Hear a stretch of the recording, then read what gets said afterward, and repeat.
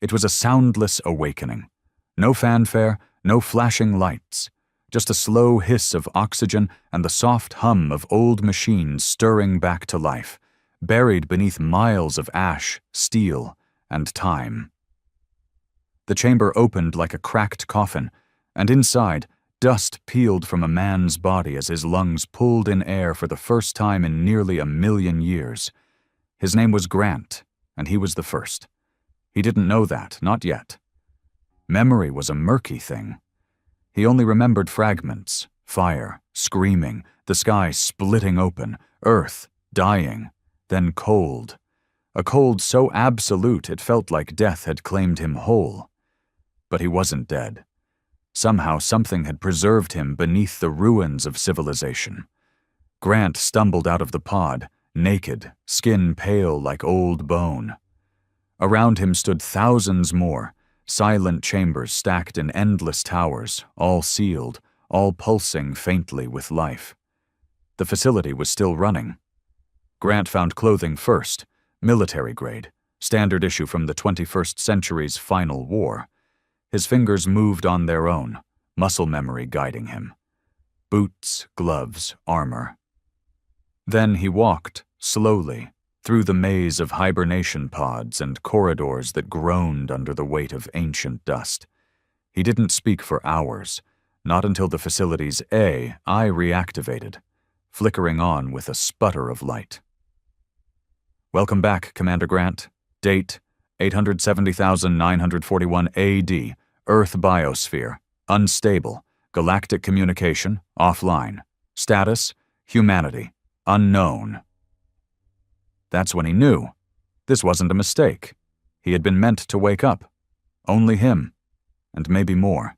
He hoped more. He climbed to the surface that day. The journey up took 4 hours through a cracked, decaying elevator shaft. The Earth above was not the world he remembered. It wasn't even Earth anymore. The skies were black and starless, choked with magnetic storms. The land stretched in pale gray dunes, broken only by the carcasses of cities buried deep under molten rock and silence. The stars were all wrong, and hanging in the sky, like a mocking crown, was something that didn't belong. A ring. A structure the size of Saturn's orbit, glowing faintly with blue light. It wasn't human. Grant knew that in his gut, and whoever had built it had no idea what they'd left buried beneath the crust of the dead world. He spent the next few weeks reactivating the facility, learning, watching old feeds, war logs, biometric data. Humanity had gone out fighting. The last war wasn't against themselves for once. It was against something else. Something that came from the dark. An empire that didn't want to conquer, only to cleanse, erase, rewrite. They had called them the Ordained. Grant couldn't remember their faces, but he remembered the screams, the fire, and he remembered what they did to Earth. He wasn't alone much longer. One by one, others began to wake. Soldiers, scientists, farmers, engineers. Not the rich, not the powerful, they were long gone. It was the survivors. The ones who volunteered for the fall protocol, to sleep beneath the planet until it was safe to rise again, until it was time to take back what was stolen. Grant became their leader not because he wanted to, but because no one else could carry the weight. His voice was the one they followed. His rage, the fire they needed to breathe. They called themselves the Revenant, and the galaxy would soon remember a name it had long tried to forget. Humanity. The underground base that had slept through 10,000 centuries pulsed with life again. Generators thrummed low like a heartbeat. Lights flickered down long corridors once haunted by silence. Grant stood at the heart of it all, arms crossed, jaw tight, watching as humanity's shattered remnants crawled out of time itself. There were 212 now, men and women alike, but it was the men who had risen faster. Broken, bruised by dreams of burning skies, but hardened by the same thing that had always carried their species forward. rage, a cold, focused fury that came not from hate alone, but from loss. Every man that stood before Grant had lost a world, and now the universe would pay for it. The scientists, what few of them remained, scoured the databanks. They spoke in hushed tones of radiation decay, stellar drift, and continental drift. Earth had shifted. What was once North America was now a fractured wasteland, sitting on an exposed mantle ridge. The oceans had boiled, then frozen. Life had vanished, except here. But Grant didn't need scientists to tell him what mattered most. Earth was dead, but humanity wasn't. He walked among the newly awakened, offering short nods, brief words. He wasn't a speech giver. Never had been. He was a war dog, bred in the back alleys of a dead city, raised in fire, baptized in war. And yet they looked at him like a savior. It unsettled him. "Commander," said Briggs, a former demolition specialist, now leader of the facility's reactivation team. "We found another vault, sealed, military-grade encryption. Might be another 1,000 in cryo down there." Grant's face didn't change, but inside, something shifted. Hope was a cruel thing. It gave you something to lose. "Show me." They moved through the bowels of the complex, deeper than most dared to go. The air grew colder, the light dimmer. The walls bore scars, blaster marks, melted steel. Whatever hit this place hadn't tried to kill them. It had tried to erase them, but humanity was too stubborn to die. The vault door stood like a tomb, massive and sealed by triple locks. Briggs keyed in the sequence. Nothing. "Locked from the inside," he muttered. Grant stepped forward, his gloved hand pressing against the cold alloy. "Then they're still alive?" That night Grant didn't sleep. He rarely did anymore. The dreams were worse than the waking world. In his sleep he saw his wife's face, her smile, her soft touch, and then the flash, the fire, the vacuum scream as their evacuation transport was torn from orbit. He'd made it to the bunker. She hadn't. Neither had the child she carried. He poured a drink, clear ethanol, made from reclaimed synthetic waste. It burned going down. He welcomed the pain. The following day they broke into the vault, not with code but with thermite and pressure drills. It took 12 hours. When the door finally gave, the room inside was a cathedral of ice and silence. Rows of pods, some shattered, some still humming. 183 survivors, men in military gear, hardened faces, beards frozen to their chests, officers, lieutenants, even a few commanders. But what caught Grant's attention was the symbol etched above the central pod. Project Revenant. Strike Cell 1. Grant felt something like recognition stir in his bones. These were not civilians, not sleepers. These were weapons, tools designed not to survive, but to avenge. They revived fast. Within hours, the new soldiers were armed, armored, and moving with a discipline the others lacked. Their leader, a thick-scarred man with dead eyes, stepped forward. "Commander Grant," he said, "I'm Colt. Revenant protocol confirmed. What's the mission status?" Grant stared at him. "Rebuild, retake, retaliate." Colt nodded once. "Good. We've been waiting a long damn time." With the Revenant strike unit active, the pace shifted. Order tightened. Drills began. Weapons were tested. What little remained. Old rail guns, plasma prototypes, EMP knives. Most were ancient, barely functional. But the will to fight? That was stronger than ever. Colt pulled Grant aside one evening. "You ever stop to ask who we're fighting?" "I remember enough," Grant said. "The Ordained." "Then you know they're still out there," Colt replied. "And they didn't stop with Earth." That gnawed at Grant's mind more than he let on. In 870,000 years, an empire like the Ordained could have conquered half the galaxy. Or more. But there were no signals, no warnings, no signs. Nothing but that ring in the sky. They had left Earth behind, abandoned it like trash. Grant made a decision. They had scavenged a single functioning satellite from the pre-fall era. Buried beneath the ice shelf, it was a miracle it even still existed. The techs rigged it for launch, and within days, it soared into the upper atmosphere, just high enough to get a full scan of the system. The data came back in pieces, but it was enough. Earth was alone. Every colony, from Mars to Europa to the stars beyond Alpha Centauri, was gone. Either destroyed or wiped clean. The moons bore scars of orbital bombardment. The rings of Saturn were shattered. The Luna bases? Vaporized. Nothing human had survived outside this single bunker. Colt was the first to speak. They didn't just defeat us. They tried to erase us. Grant's voice came low and cold. And they failed. The others heard. The phrase spread like fire in the dark. They failed. It became a mantra, a war cry, a reminder. The next step was clear. Leave Earth. The facility's engineers, what few they had, began repurposing ancient plans. There were blueprints for a ship once intended to evacuate the elite.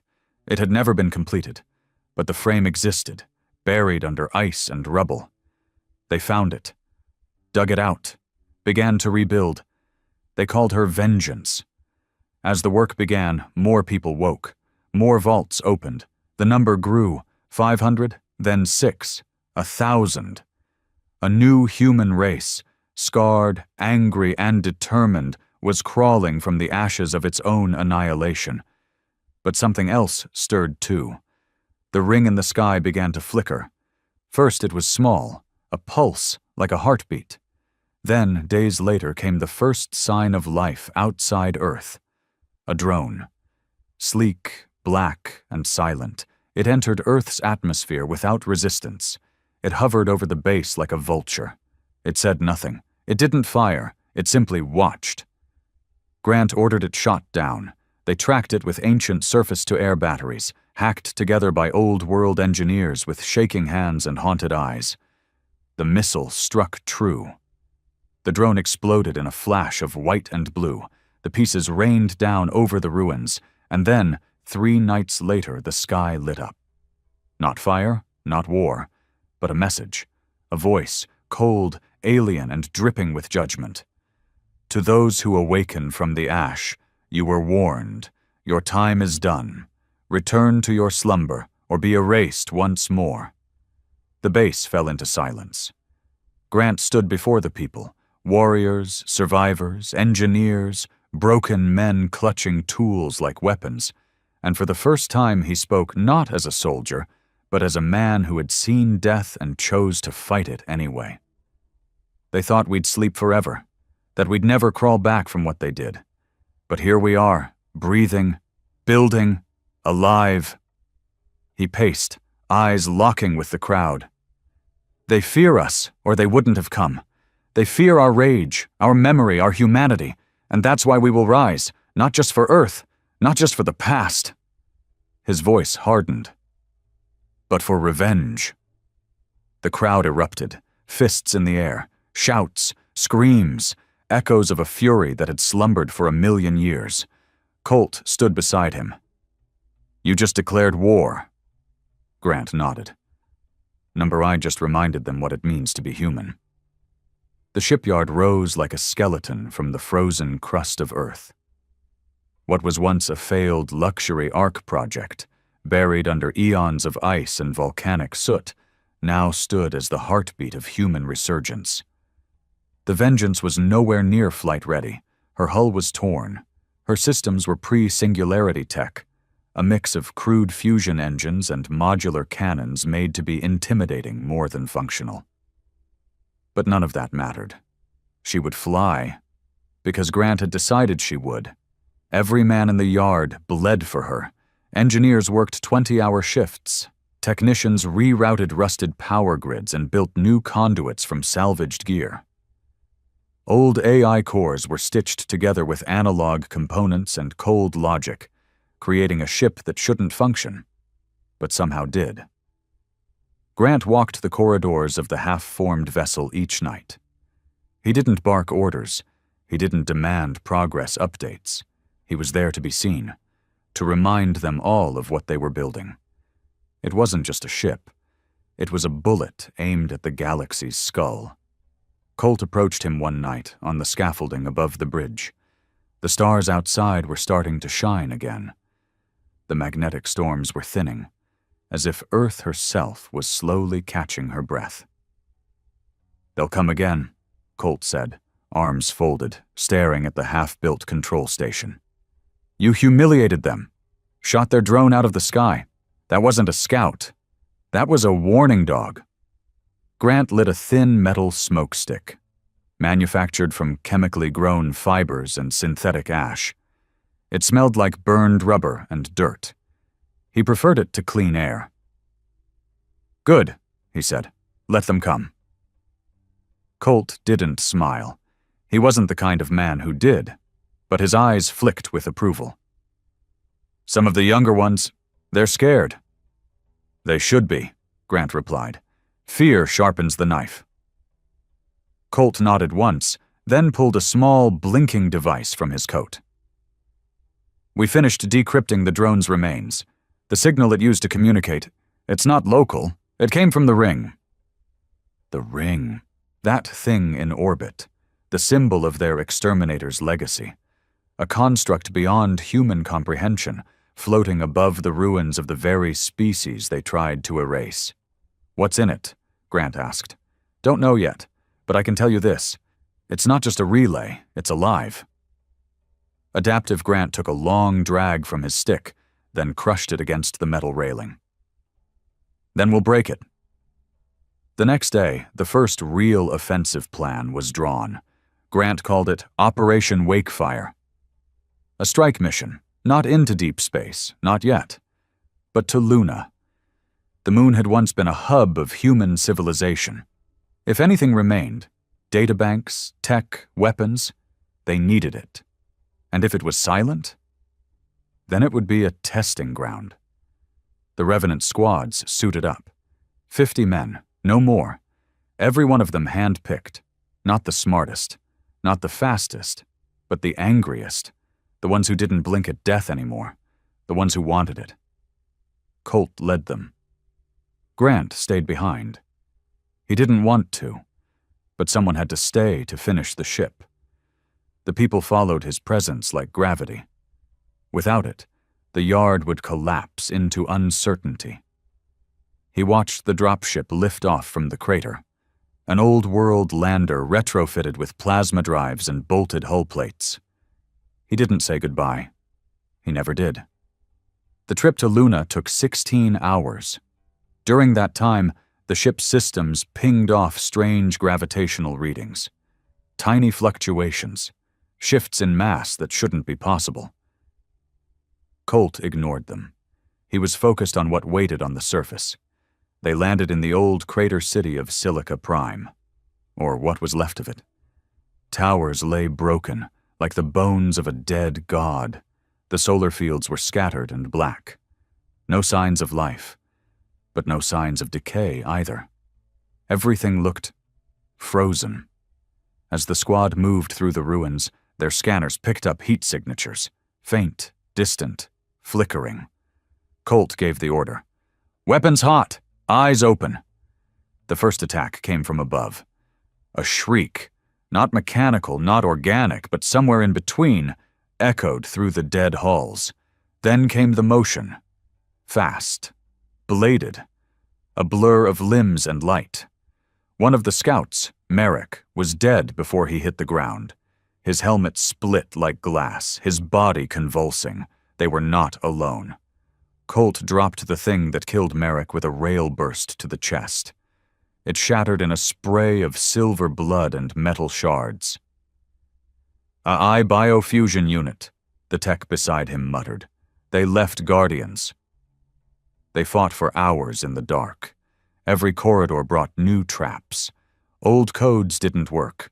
Doors refused to open unless hacked physically. Whatever lived here wasn't designed to keep humans out. It was meant to hunt them. By the time they reached the databanks, 12 men were dead. Another 6 were wounded. But the cores were intact. Ancient servers, crystal memory banks, a treasure trove.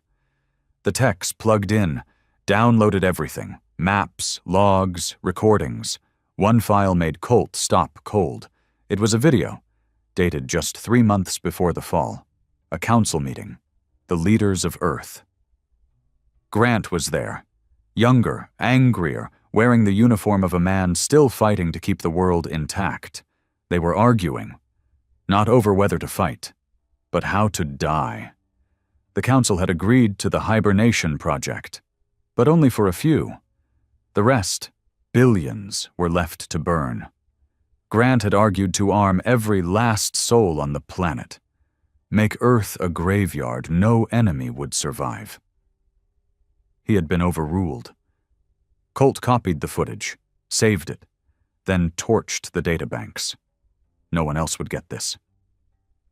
They left Luna with heavy hearts and heavier cargo. But as they broke orbit, a ripple spread through the stars. The ring had noticed them. Back on Earth, Grant watched the feeds. The ship returned, scarred but successful. He embraced Colt without words. They were brothers now, bound by fire, not blood. But the good news didn't last long. 3 days after the Luna mission, the sky cracked. A fleet, not massive, not world-ending, but a message. 10 ships, sleek and silver, descended into Earth's orbit like specters. They bore no insignia, no symbols, only smooth hulls and the hum of energy beyond anything humanity had ever built. They sent no message, but their meaning was clear. They were here to finish what the ordained had started. Grant stood on the ridge above the shipyard, staring into the clouds as the first enemy ship breached the atmosphere. He didn't blink. He turned to his engineers. "How fast can Vengeance fly?" One of them, a girl no older than 20, shook her head. 3 more weeks minimum. We're still short a stabilizer and 2 thruster banks. Grant didn't flinch. "You've got 7 days. Colt stood beside him. "And if they don't wait that long?" Grant smiled. Just a little. The first smile in 1,000 years. "Then we remind them why they should have." The sky boiled with war. The enemy didn't announce themselves. They didn't give humanity the dignity of fear. Their arrival was methodical, like a farmer arriving to plow an overgrown field. Their 10 silver ships hung above Earth's atmosphere, still and silent, like blades waiting to fall. Grant knew what that meant. This wasn't a full-scale invasion, not yet. This was a purge, a final sweep, the kind of extermination a predator performs when it smells a wounded animal still breathing. "They think we're weak," he said to Colt as they studied the orbital feeds. "They're not afraid. That's going to change." Colt gave a cold nod. "Then we don't wait. We make the first move." The command center pulsed with tension. The engineers working on Vengeance had doubled shifts. No one slept. Men collapsed at their stations and were dragged aside, replaced without a word. Food was rationed. Ammo was handcrafted. Weapons that had no right to function were bolted together with spite and desperation. Grant gathered the core fighters in the war room. 59 remained from the Luna run. Another 100 had volunteered. Civilians, farmers, welders, people who once laid cable now held rifles. He didn't give them a speech. He gave them a choice. "You've seen the sky. You know what they are. You know what they came to do. This isn't about living. This is about sending a message. We don't need to win. We just need them to remember what it feels like to bleed." He looked them in the eyes, one by one. "Anyone who stays behind, no shame. You help finish the ship. That's our future. But those who come with me, we're writing the first chapter of the galaxy's worst nightmare." Not one man backed down. They called the assault plan Barbed Tongue. It was crude, reckless, human to its core. 3 ancient drop shuttles were rigged with old-world nukes, magnetized armor plates, and heat-masking fields. The idea wasn't to land. No one expected to survive that.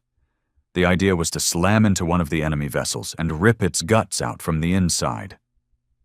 Grant took point. He wasn't a general, not anymore. He was a spearhead, and this spear was aimed at the heart of the enemy. The drop began just before dawn. Earth's fractured sky shimmered with auroras and blackened clouds. The silver ships above remained unmoved. Their confidence was absolute. It was their first mistake. The shuttles burned upward like metal fists, trailing fire and screams. The enemy didn't react until the last minute, firing sleek blue pulses that missed 2 and clipped 1. Grant's shuttle jerked hard, alarms screaming, hull integrity dropping. He didn't care. The moment they punched through the outer hull of the enemy ship, the world turned white. Metal shrieked. Fire spat in every direction. The drop doors blew open, and Grant led the charge into a corridor that looked more like a throat than a hallway.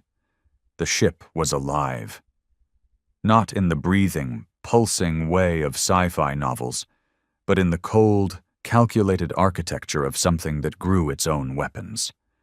The first enemy he saw was tall, lean, silver-skinned, humanoid only in outline. Its face was smooth, featureless except for a vertical slit of black where eyes should have been. It moved fast. Grant moved faster. His railgun punched a hole through its chest, and it folded like paper. Behind it came 3 more. Then 10.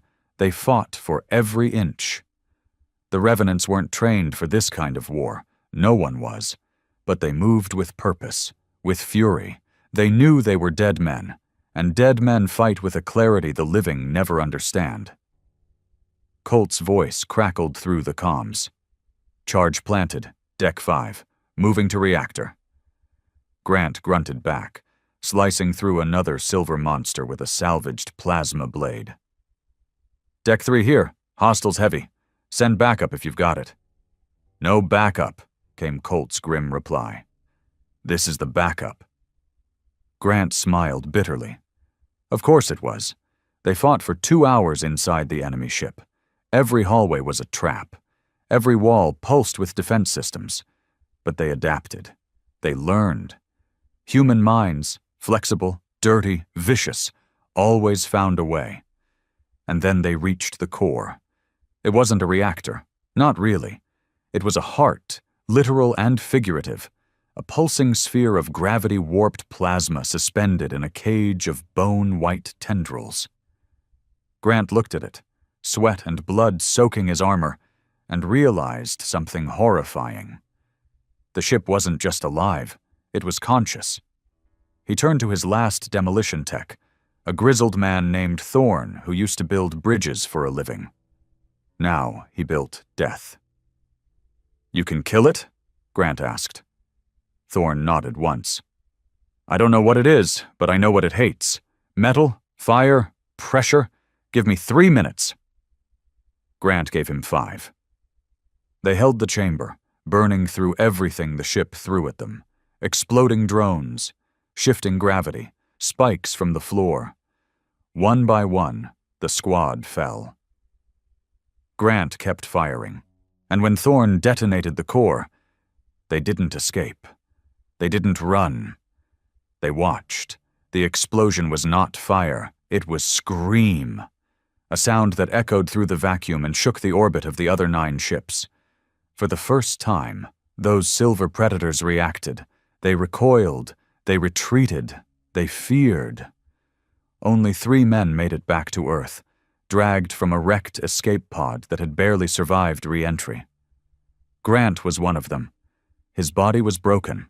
Ribs shattered, one eye blind, half his face torn by shrapnel, but his voice still worked, and when he stood before the crowd, he didn't need to speak. The sky spoke for him. One of the silver ships was gone, vaporized, the enemy had bled, The shipyard erupted in shouts, roars, howls. Men wept. They grabbed each other and screamed to the stars. The old enemy had come to erase them. Instead, they'd been marked by rage, marked by resistance, marked by humanity. In the days that followed, the enemy didn't strike again. They hovered above Earth, silent and still, watching, waiting. The engineers finished Vengeance in 5 days, not 7. She wasn't pretty, she wasn't stable, but she flew. Her weapons worked, her engines screamed, and her bridge bore the mark of a species reborn. Grant stood at the helm, wrapped in bandages, supported by pain suppressants and sheer will. Colt stood beside him, quieter now. The fire in his eyes burned into something colder, something sharper. "You know what they'll do next," he said. Grant nodded. "They'll send the real fleet. Can we win?" "No," Grant said, "not yet." "Then what's the plan?" Grant stared out the viewport at the ring, that silent sentinel still pulsing with alien disdain. "We leave," he said. "We go to them. We show them what they missed, what they failed to kill." "And then?" Grant smiled, slow, pained, but full of purpose. "Then we remind them what it means to make humanity angry." Vengeance roared into orbit like an avenging ghost, trailing fire and human defiance in her wake. She wasn't pretty. She wasn't smooth. She wasn't blessed with alien tech or fancy quantum drives, but she was ours, and that made her dangerous. The moment she crossed the Karman line, the 9 remaining enemy vessels reacted. Not by attacking, but by withdrawing. Colt stood beside Grant at the command deck, arms crossed, jaw tight. He'd expected a fight, not this eerie silence. "They're not scared," he said. "They're thinking." Grant grunted. "Good. Let them. Let them think about what we did with rusted steel and rage." Behind them, the bridge hummed with tension. Every man aboard knew the risks. Vengeance hadn't been tested. Half her systems were duct-taped miracles held together by hope and hate. But she flew, and she had teeth, makeshift cannons, scavenged missiles, and a core reactor that could rip a city in half if detonated properly. Destination. The ring. No one knew what waited inside, but if humanity was going to survive, it wouldn't be by waiting for the next extermination wave. Grant wasn't built for defense. He was a blunt instrument, meant for war, not preservation. "Plot a course to breach the ring's outer shell," he ordered. "Find me a hole. I don't care if it's microscopic. Widen it." "Sir," said the helmsman, a former shuttle pilot who used to smuggle reactor cores across frozen oceans. "We breach that, we don't come back." Grant didn't blink. "Then make the breach count."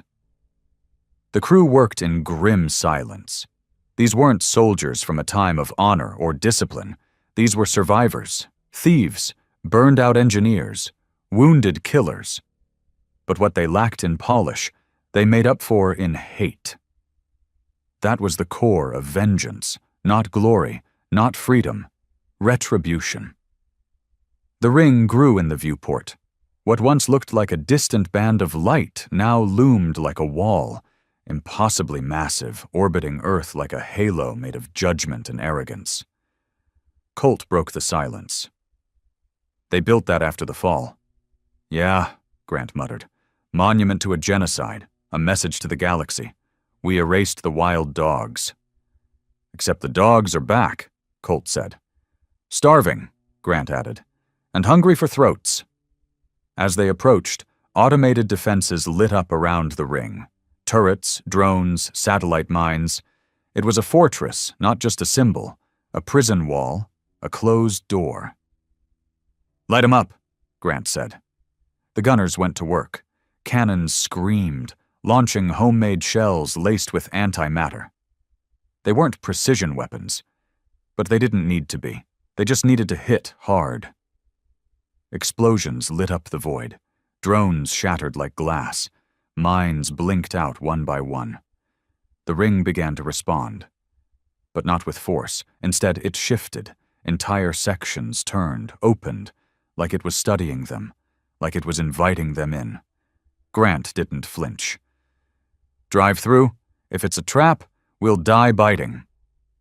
Vengeance passed the threshold with a shudder. And then, silence. No alarms, no enemy ships, just a vast, cold corridor stretching deep into the ring's inner chamber.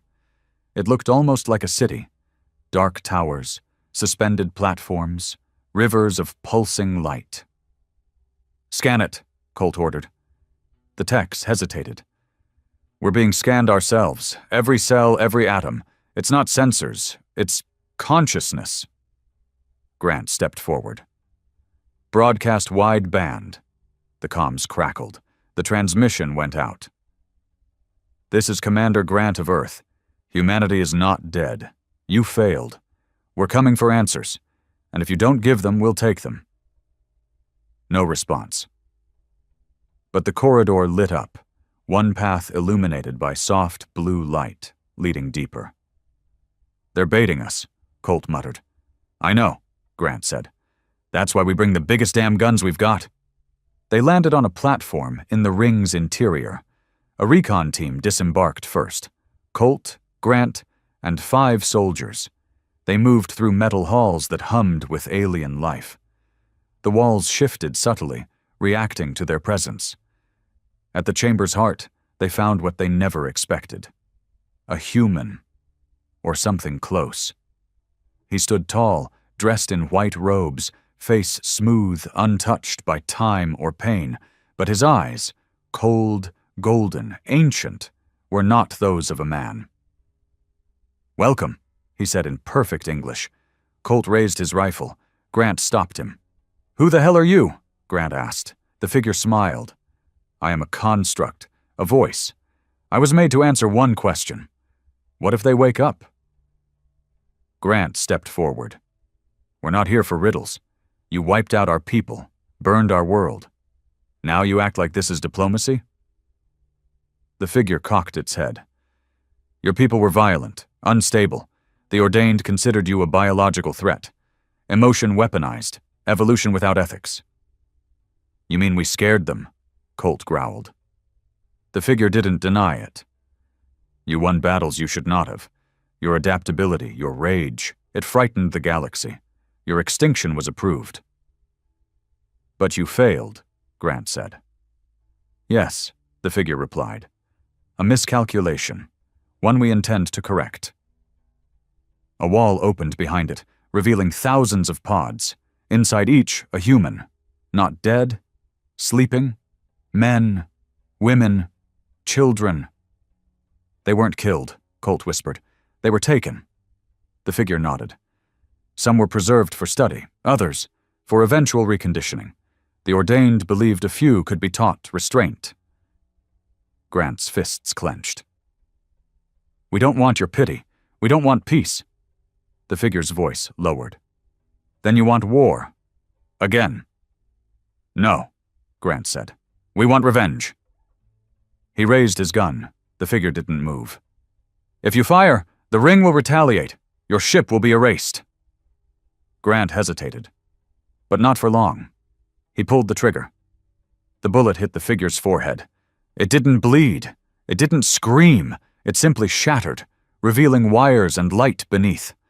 The ring screamed. Sirens blared. Platforms trembled. Drones erupted from hidden walls. Colt roared. "Move!" They fought their way back, tearing through metal beasts and machines that bled light. The squad lost 2 before they reached the shuttle. Vengeance fired support rounds, clearing a path. The moment they were aboard, Grant gave the order. "Detonate the core we planted in the corridor. Let's give them something to remember us by." The explosion ripped through the inner ring. Not enough to destroy it, but enough to damage it, enough to mark it. Vengeance punched out at maximum burn, chased by enemy fire. But they made it. They returned to Earth, battered, bloodied, and victorious. They had gone into the lion's den, and left it wounded. Back at the base, The people watched vengeance land. They saw the burns, the holes, the scars, and they cheered. Not because it was over, but because it had begun. Vengeance sat in the crater like a wounded beast, scorched, rattling, steaming from a dozen punctures in her armored hide. But she was alive. She had bled the enemy and come home, defiant.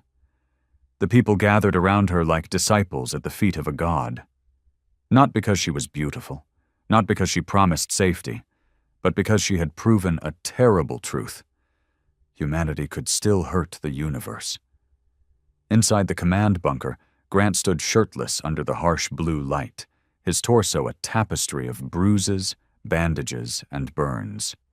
A medic stitched his left arm with slow, deliberate precision. He barely noticed. Colt paced across the room, eyes locked on the monitors showing the ring. The explosion they'd triggered had damaged part of its outer corridor, visible even from orbit.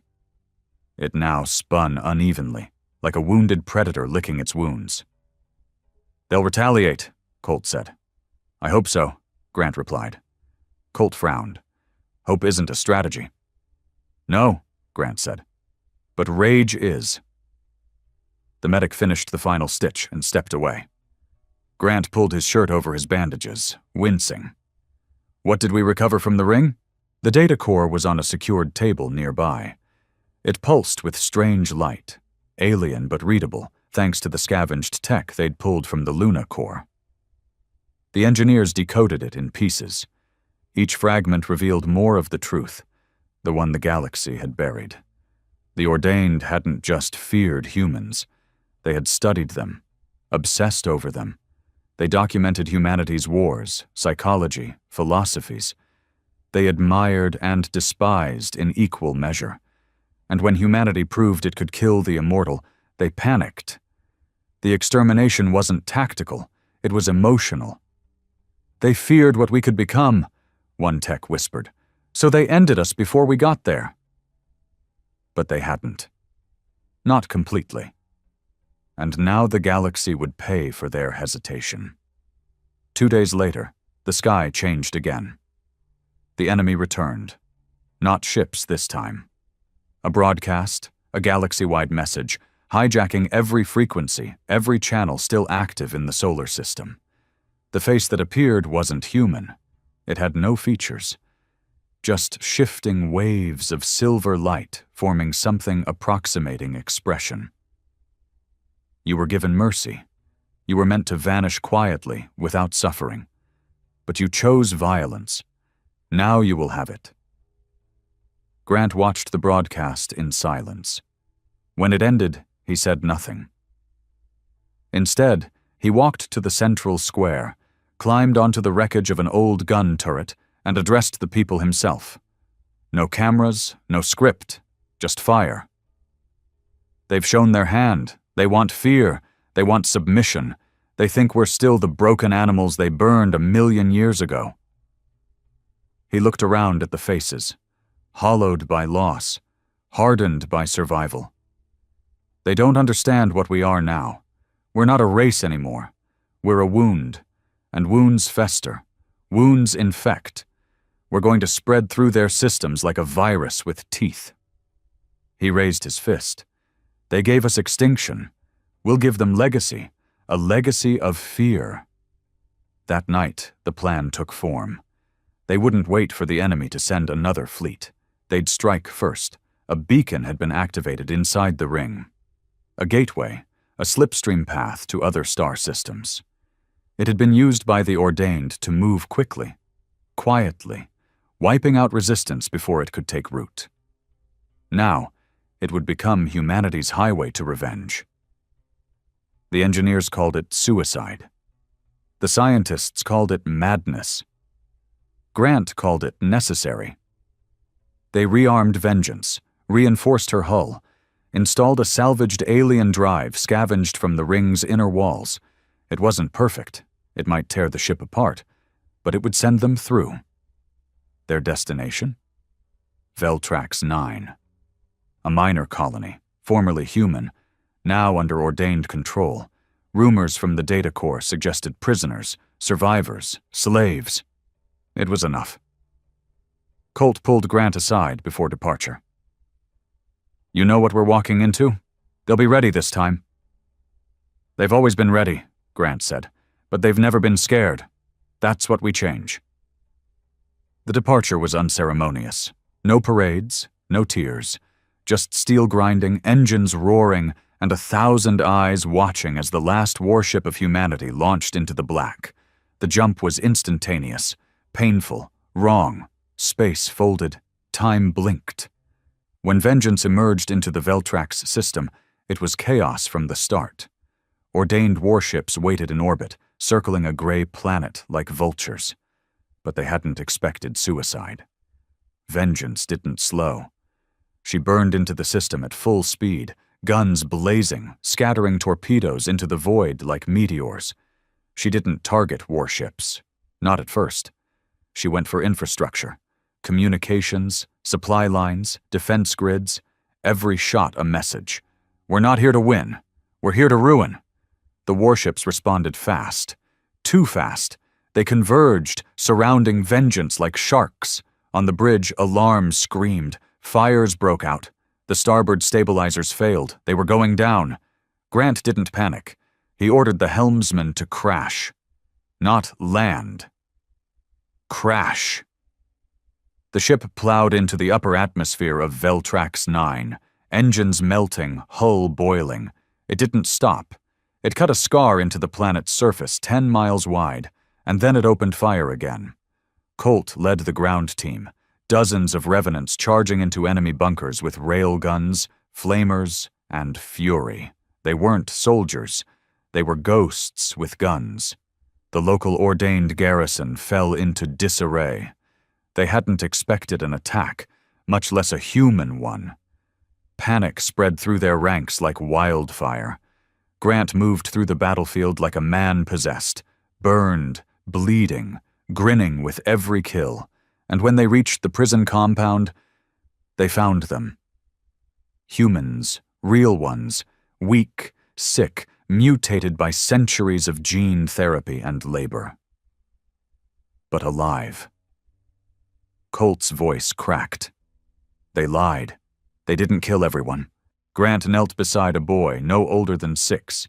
His eyes glowed faintly, modified by ordained tech. But he flinched when Grant touched his face, like a beaten animal. "They made pets of us," Grant whispered. Then louder to his squad, "No survivors among the jailers. No mercy. The battle turned from a strike to a cleansing. They burned every facility, every laboratory, every drone. When the last bunker fell, the skies above began to change. The warships fled. The ordained ran. And humanity stood victorious, bloody, broken, but standing. Vengeance was wrecked. She wouldn't fly again. But she didn't need to. She had delivered them. And now Veltrax 9 had a new name. New Earth. The fires of Veltrax 9 burned for 7 straight days. Black columns of smoke twisted through the sky like the last screams of the ordained. Their pristine halls, once cold and bright, now lay shattered and defiled. Human banners, crude and made from torn scraps, hung over their temples. Blood soaked the ground where machines once ruled. But it wasn't victory that sat heavy on Grant's shoulders. It was clarity. War had always been survival. Now, it was doctrine. Grant stood over the ruins of what had been the central control node of the prison compound. Beneath his boots, fractured alien steel glowed faintly, as if it still resisted its fate. A child, no older than 10, clung to his leg silently. The boy didn't speak, hadn't since they freed him. His fingers were cybernetic, grafted bone and synthetic metal, a slave tool. Colt walked up, his armor charred and dented, face split open along the cheek, stitched with staples and ash. "It's spreading," he said, voice gravel. "Systems beyond Veltrax are getting the signal. Pirates, rebels, old colonies, they're starting to stir." "About time," Grant muttered. The Ordained are scrambling fleets, Colt added. We won't have long. Don't need long, Grant replied. Just enough to make sure when they kill us, they choke on our names. Colt reached into his jacket and pulled out a data pad. We've got another lead. Not a prison this time. Something else. A tomb. Grant raised an eyebrow. Explain. Colt tapped the screen. Back before Earth fell, there was a secret human colony, hidden beyond the Sagittarius spiral. They called it Bastion. Off-grid. Tech no one else had. Underground movement. They were building something. Something like a ship? Grant asked. More like insurance. Grant's jaw tightened. Coordinates? Colt handed them over. It'll take weeks to reach it, months if we can't salvage parts, but the signals still ping. The Ordained haven't touched it. Either they don't know about it, or they're afraid of it, Grant finished. That night, the Revenants gathered. Not all who fought survived Veltrax. 37 were lost, another 50 wounded.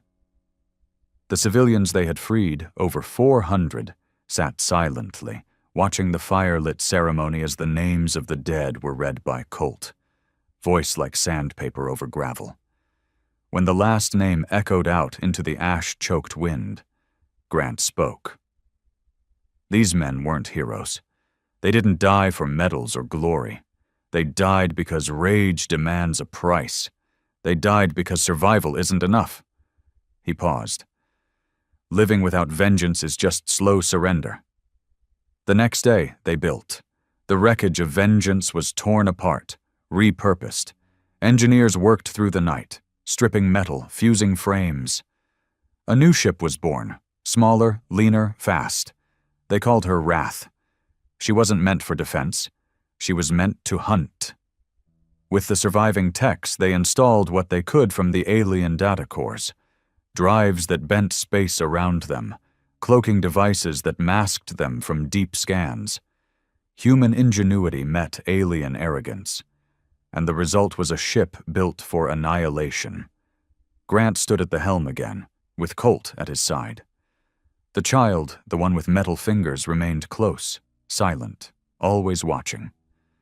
The boy had no name, no past, just eyes too old for his face and hands that trembled when idle. Grant didn't send him away. The boy had seen, and that made him one of them. The ship lifted off with a roar that shook the planet's spine. Civilians cheered. The newly freed raised fists. Survivors wept. They weren't just escaping anymore. They were coming for the stars. Their jump through the Bastion gate was smoother, cleaner. They'd learned the alien drive now, understood its rage. The journey took 6 days, and on the 7th, they saw it. Bastion. It wasn't a colony. It was a city ship buried inside an asteroid field, carved into the stone itself, armored with ancient alloys, powered by fusion cores still burning after 1,000,000 years. But it wasn't abandoned. It was sealed. Grant piloted Wrath close, scanning. The surface was silent. But the readings were clear. There was life inside. Still. Somehow. We wake them, he said. Colt nodded. What if they're not friendly? Grant's voice dropped. Then we remind them what time it is. The boarding team broke through the outer wall and found the interior frozen in time. Streets of steel and carbon, buildings powered down, holograms blinking in loops. And then they found the chamber.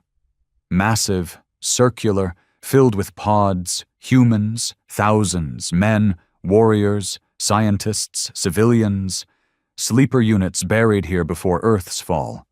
Those who had fled in secret, who had refused to trust the Council, who had built this as a backup. And at the center, a terminal, locked with DNA protocol. Grant stepped forward. The system lit up. Commander designation recognized. Grant. Protocol Omega initiated. The pods began to open, one by one. Grant turned to Colt. We're not alone anymore. Colt smiled, the scar on his cheek stretching. Then it's time the galaxy remembered who they tried to bury. The bastion pods hissed open like breath after suffocation. Thick vapors spilled out. Pale hands twitched. Chests heaved. Men who had been silent for over 1,000,000 years began to move. They were older than time now, frozen before Earth's fall and forgotten beneath layers of fear and betrayal. They awoke not to peace, but to purpose. Grant watched from the terminal, arms folded, the glow of Bastion's mainframe casting shadows across his face. These were no civilians. They were the last sons of the unbroken generation, those who had rejected surrender and vanished into the stars with blueprints and grudges. Their leader emerged from the deepest chamber. He wasn't armored, not yet. He wore only a black coat with the Earth insignia stitched in red across the chest. He had no name, just a title etched across the chamber walls. Warden. He looked at Grant with hard eyes and spoke in a voice that made every man nearby straighten their back. "You're the last survivor?" "No," Grant said. "I'm the first revenant." The warden didn't smile. He nodded once. "Then we begin." In the days that followed, Bastion burned back to life. Engines hummed. Lights returned to corridors dark for 10,000 centuries. The forges reopened, melting alien steel and reforging weapons not built for war, but for extinction. The humans of Bastion were not gentle. They didn't weep over history. They didn't mourn lost cities or sing of peace. They built ships. They built arsenals. They built retribution. Wrath was just the beginning. Now they had the numbers, the mines, the hidden caches left behind by a civilization that had refused to believe in death. Colt stood beside Grant on Bastion's outer platform, watching the black sky flicker with new construction. "This isn't resistance anymore," he said. "This is escalation." Grant nodded. "We're not sending messages, we're sending a warning. The galaxy thought we were extinct." "They're going to wish we were," Colt muttered. 1 week after Bastion woke, they launched their first true offensive. 3 ships, all human, names etched in fire: Wrath, Revenant, Judgment. Each carried a strike team, not massive forces, not armies, but specialists, men who had seen Earth die and refused to let memory die with it. Their first target was a world named Elian Prime, once a trading hub, now an ordained spire, pulsing with artificial thought. They didn't announce themselves. They descended like comets. 3 cities burned in the first hour. The defenders scrambled.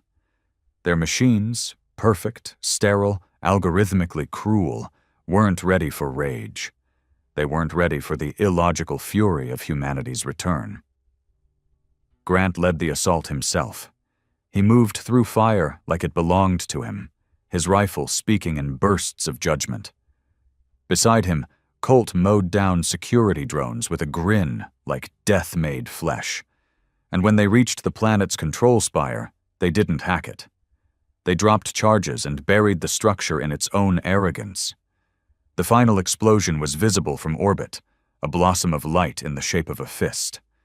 As Wrath pulled away from the ruined planet, transmissions began to pour in from fringe colonies. Whispers, questions. Is it true? Are the humans really back? Was it really them who destroyed Elian? They didn't answer. They didn't need to, because fear answered for them. On Bastion, new leaders emerged. Men from the old cryopods who had once commanded fleets, designed weapons, written war doctrine now lost to history. They called themselves the Ash Council. They didn't debate morality. They didn't argue over diplomacy. They focused on a single creed. If they tried to erase us, then we will burn our names into the walls of their stars. Grant was offered a seat at the table. He refused. "I'm not here to sit. I'm here to break." Instead, he took the mantle of something older, something deeper. Executor, the blade of the new human machine. Colt became his second, his hammer, his wrath incarnate. The boy with metal fingers, silent, always watching, remained by Grant's side. Still nameless, still small, but no longer afraid. He had started to build tiny machines, drones made of scrap and pain. He called them echoes. When Grant asked what they were for, the boy simply said, "To follow. To follow you." By the second month, humanity's resurgence had spread to 9 systems. Not through conquest, through ruin. Every world they touched was left burning, every spire toppled, every ordained outpost shattered, and always the same message carved into walls, burned into skies, hacked into comms. "We remember Earth." The ordained finally responded, with a fleet, a real one, thousands of ships, armored, perfect, impossibly advanced. They surrounded Bastion like gods descending on a termite mound. The Ash Council braced for annihilation. Grant stood on the outer deck, watching their sensors light up like a constellation of hate. Colt joined him, blood-stained and grinning. "Looks like they're ready to finish it." "Let them try," Grant said.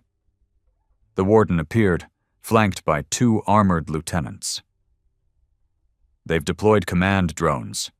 They want to talk." "Of course they do," Grant muttered. "They're afraid again." The drone landed in the heart of Bastion's square.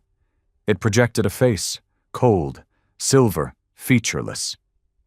"You were meant to be erased. Your return is an abomination. Surrender, and you may live." Grant stepped forward.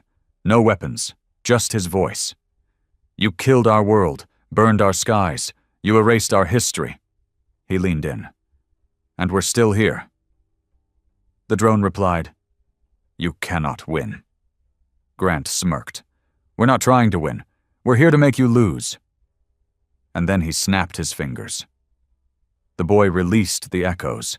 Thousands of tiny drones scattered across Bastion, across the fleet. Built in silence, unnoticed, they activated all at once. EMP pulses, hacked systems, screams of metal. The ordained fleet shuddered. In space, their ships began to falter, collapse. Cannons shut down, shields dropped, engines died, and then humanity fired back. The battle wasn't fair. It wasn't just war, it was vengeance. Hours later, the skies were silent again. Wreckage drifted. Human ships burned, but Bastion stood, and humanity stood with it, bruised, scarred, but undeniable.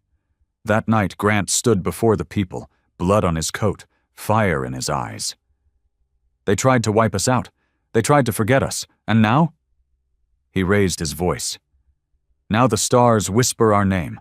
They scream it. They fear it." He paused. "We are not a race anymore. We are a reckoning. We are the storm they tried to drown." He turned to the sky. "To every world that stood silent, that watched us burn, we're coming." And the galaxy would never recover.